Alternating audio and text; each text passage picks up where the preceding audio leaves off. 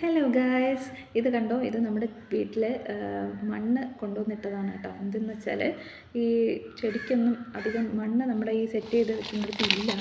അപ്പോഴത്തേക്ക് എൻ്റെ വേരൊക്കെ പുറത്ത് വരാൻ തുടങ്ങിയിട്ടുണ്ട്. അങ്ങനെ കുറച്ച് മണ്ണും കൂടി ഇട്ട് അതിനൊക്കെ ഒന്ന് സെറ്റ് ചെയ്യാൻ വേണ്ടിയിട്ട് മണ്ണ് കുറച്ചെടുത്തേന്ന്.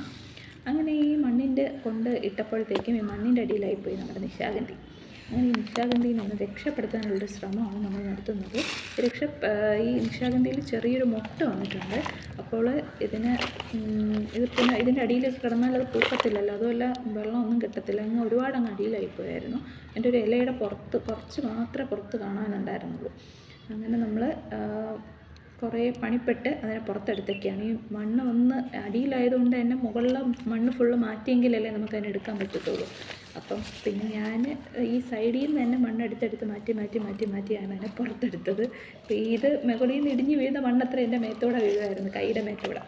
അങ്ങനെ നമ്മൾ അവിടുന്ന് മാറ്റി നിശാഗന്ധീനെ സേഫായിട്ടൊരു സ്ഥലത്ത് കൊണ്ട് വെച്ചിട്ടുണ്ട്. ഇപ്പോൾ ഇവിടെ അത്യാവശ്യം സൺലൈറ്റൊക്കെ കിട്ടുന്ന സ്ഥലമാണ്. ഈ സ്ഥലത്ത് നിന്നിട്ടാണ് നമ്മൾ നിശാഗന്ധീനെ പുറത്തെടുത്തത് കേട്ടോ. ഇതിൻ്റെ അടിയിലായിപ്പോയി. അപ്പോൾ ഇവിടെ നിന്നാണ് നമ്മൾ നിശാഗന്ധീനെ പുറത്തെടുത്ത് ഇത് സേഫായിട്ട് നമ്മളൊരു സ്ഥലത്ത് കൊണ്ട് വെച്ചിട്ടുണ്ട്. ഇനി നമുക്ക് നിശാഗന്ധിക്ക് കുറച്ച് വെള്ളമൊക്കെ ഒഴിച്ച് കൊടുത്ത് അതിനൊന്ന് വയ്ക്കാം.